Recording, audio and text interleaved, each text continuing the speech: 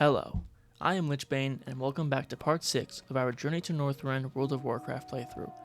Last time, we got through Westfall and the Dead Mines, and today, we are starting our next zone, Redridge Mountains. To start off our adventure through Redridge, we talked to Guard Parker at the Three Corners. Parker told us that he had seen Gnoll encampments to the north and east of this stretch of road that he patrols. With the quest, Encroaching Gnolls, he asked us to tell Deputy Felden in Lakeshire about the sprouting Gnoll camps. We continued along the road a ways, and after arriving at the outskirts of Lakeshire, we spoke to Deputy Felden. Our news worried Felden as he saw these new Gnoll camps as an indication that Gnolls may try to advance into our homeland.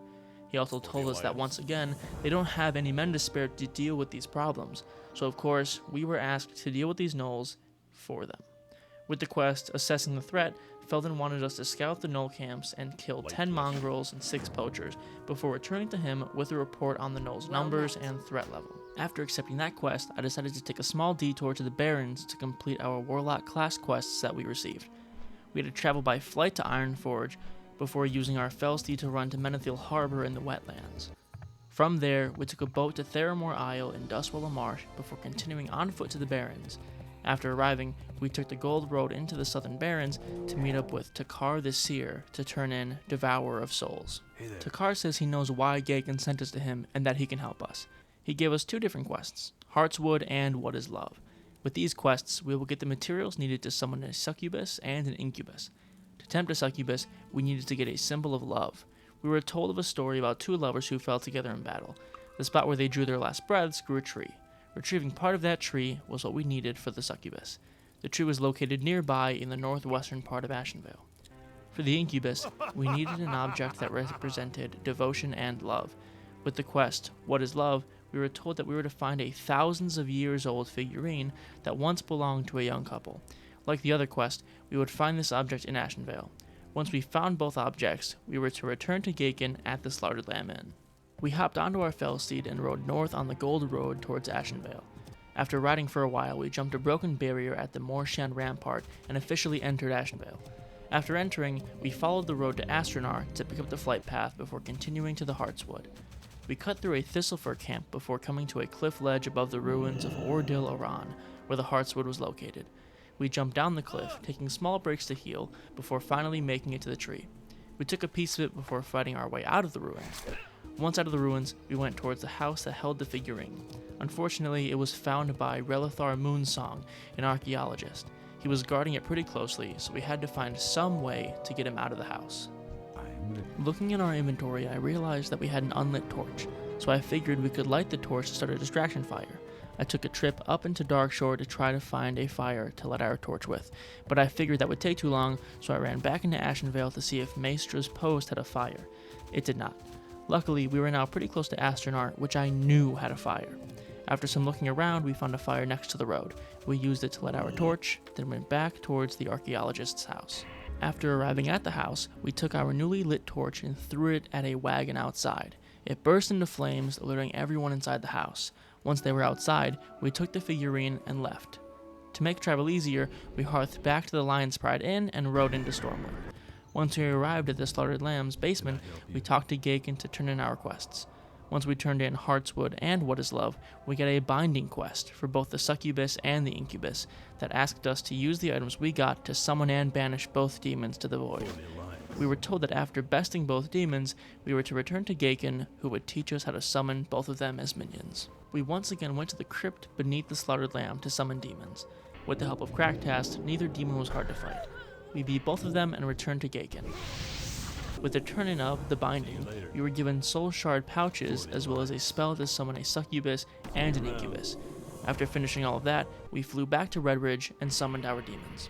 Now, for the moment that I know I've been waiting for, finding out the demons' names. We started with our incubus, who was named Zarivus, which honestly is a pretty good demon name, and next we summoned our succubus, who was named Anvina. Don't love the name, but it's what we got. Before continuing with the zone, we re-summoned Crackcast and went to accept some quests. The first quest that we picked up was Black Rock Bounty. Guard Howe said that the Black Rock clan orcs were invading the King of Stormwind's lands and must be taken out. We were tasked with killing 15 Black Rock champions and returning to Howe for our reward. Honestly though, running around the entire world for our demon quests had me tired, so I called it a day and logged off. Starting the next day, it was time to go into town and accept almost every quest we came across. The first quest giver we came across was Marshal Maris, who gave us the quest Black Rock Menace. We were again told about the Black Rock clan of orcs who were invading from the Burning Steppes. We were told that the orcs had been terrorizing the people of Lakeshire and kept them trapped like cattle. We had to get rid of the orc threat and bring Maris 10 of the orcs' battle-worn axes as proof of completion. Our next quest was picked up from Lakeshire's blacksmith, Werner Osgood. With all the problems across the Eastern Kingdom, Werner had to use all of his supplies outfitting the Stormwind Guards, and with no extra supplies, Werner can't make any horseshoes for the horses of Lakeshire. He gave us a letter, and with the pickup of the quest, The Price of Shoes, we were asked to bring the letter to Smith Argus in Goldshire to request a shipment of horseshoes. We also picked up the quest, The Lost Tools, from Foreman Oslo. With the town under siege by orcs, shipments haven't been able to get through. The orcs blew out the bridge connecting Lakeshire to the road to Goldshire, and while fixing the bridge, orcs destroyed the boat holding Oslo's tools, and they sank to the bottom of the lake. We were asked to swim to the bottom of the lake to retrieve his tools. Next, we went into the town hall to talk to Bailiff Conacher. Conacher gave us the quest Solomon's Law. A villainous mage named Morganth has terrorized the humans of the Eastern Kingdoms for ages. Morganth had taken control of the Shadowhide clan of Gnolls in Redridge, and according to Solomon's Law, aiding a criminal of the kingdom is punishable by death. By having Morganth as their leader, these Gnolls were aiding a criminal, so we were told to clear them out and bring their Shadowhide pendants to Bailiff Conacher. After leaving the town hall, we went outside to talk to a local fisherman who had some tasks for us. The quests we got from Dockmaster Baron were much more lighthearted compared to the Bailiff's quest from a second ago. The first quest he gave us was selling fish. The lake next to Lakeshire, Lake Everstill, is famous for its sunfish, and we had to get 10 sunfish to bring to Dockmaster Baron. The second quest we got, called Murloc Poachers, tasked us with killing more invading Murlocs before they ate all of the fish in Lake Everstill. Once we were done picking up all of those quests, we picked up 2 more. We went to the western edge of Lakeshire to talk to Marty Jane Rose. She gave us the quest Unwelcome Guest. Marty was getting angry because a local boar named Bellygrub had been trampling her flowers, that she wouldn't be able to plant again until the next season.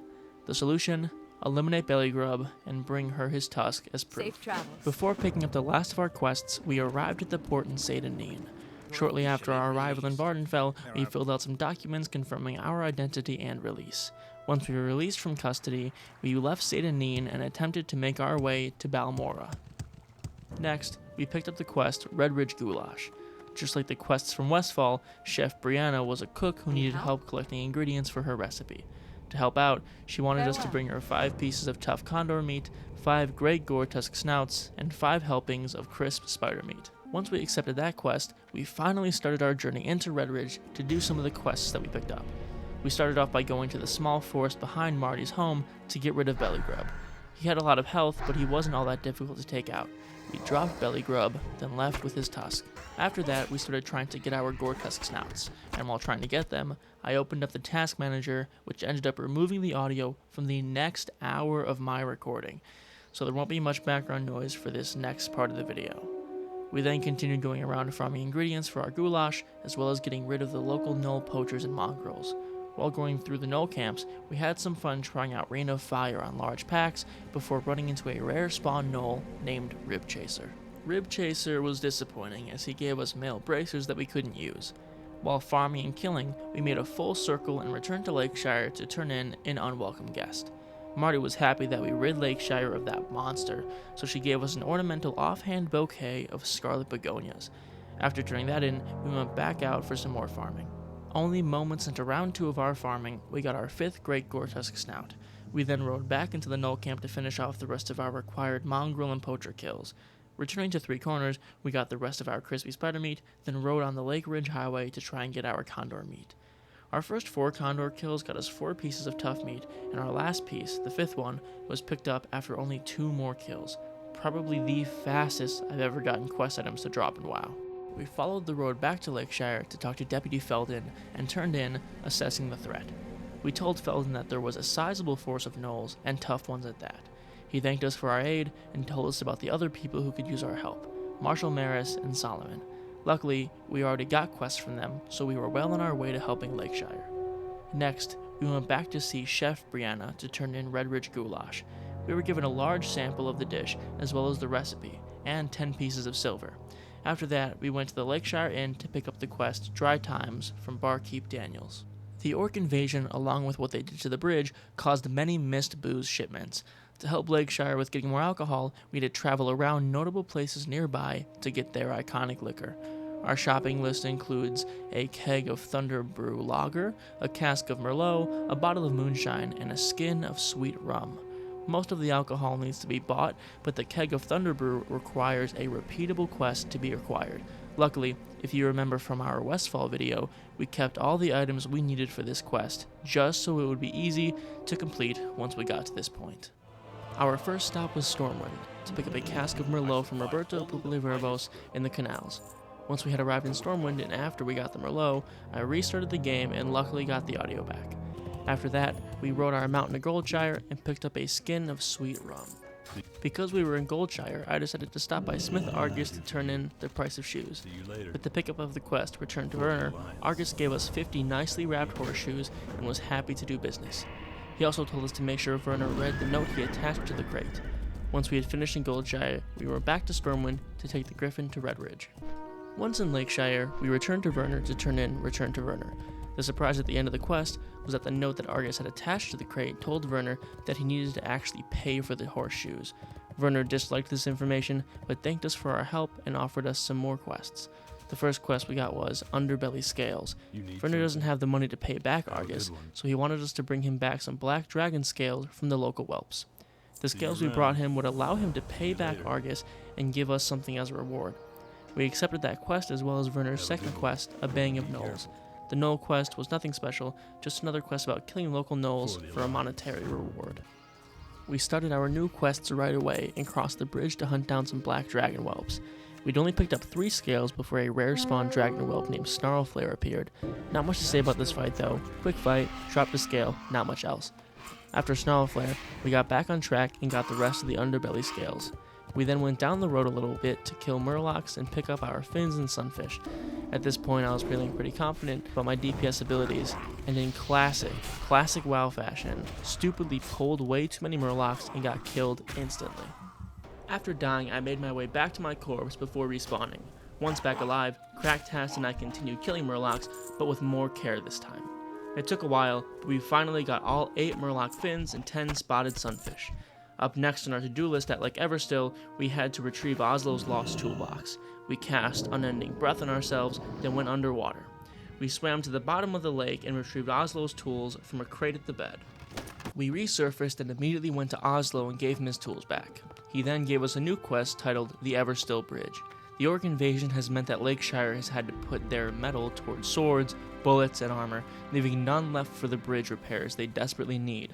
Oslo wanted us to kill local gnolls and bring back their iron pikes and rivets to be smelted down for the bridge's repairs. Once we were done with Oslo, we went into Lakeshire to turn in some quests.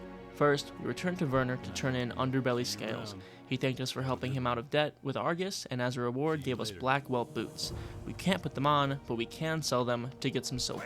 Next, we went to Dockmaster Baron to turn in Selling Fish and Murloc Poachers. For both quests, Baron thanked us for doing business with him, but one thing bothered him. Baron said that it's unusual for Murlocs to be this far from the sea, and he wondered if maybe the Murlocs were in Redridge because they were running from something. We don't know if they were running from encroaching Naga, Hydra, or something even more mysterious, and we likely never will. But that's the beauty of Classic. Lots of mystery and room for speculation. Before continuing with more quests, we stopped by the Wanted board in Lakeshire and picked up the quest Wanted Lieutenant Fangor. Fangor is a Gnoll leader of the Shadowhide clan and a pawn of Morganth. We had to kill him and take his paw to Magistrate Solomon as proof. Leaving the town, we went north to finally get rid of some of the Black Rock orcs that we'd been hearing about so much. We killed a couple packs of them and retrieved 3 axes before moving on to attacking gnolls to rack up kills and get their rivets and pikes. We were able to easily get all of the iron pieces we needed, meaning we could just focus on killing either brutes or mystics. It took about 20 minutes, but we got all 8 mystic kills and 10 brute kills. Once done at the Gnoll camp, we went back towards Lakeshire, getting rid of the Blackrock orcs we found along the way, and when we arrived in Lakeshire, we went to talk to Oslo and turn in the Everstill Bridge. He thanked us for the supplies and said that they'll have the bridge finished in no time. We then went to Werner to turn in A Baying of Gnolls, where there isn't much talk except for a thank you for the kills. Except Werner isn't happy. there are still gnolls in the hills, and one of them has a cry louder than the rest. Yowler. He is the leader of the local gnolls next to Lakeshire, and with the quest, Howling in the Hills, we had to take care of the remaining gnolls by killing Yowler and bringing his paw back to Werner. Once done picking that up, we went back to the inn in Lakeshire to rest before logging off. And with that, we finished the first half of Redridge and the video. I hope you enjoyed part 6 of our Journey to Northrend Warcraft playthrough. If you feel like it, check out the channel for the continued adventure, and I will see you next time where we complete Redridge and start our raid on the Stormwind Stockade. Have a good one.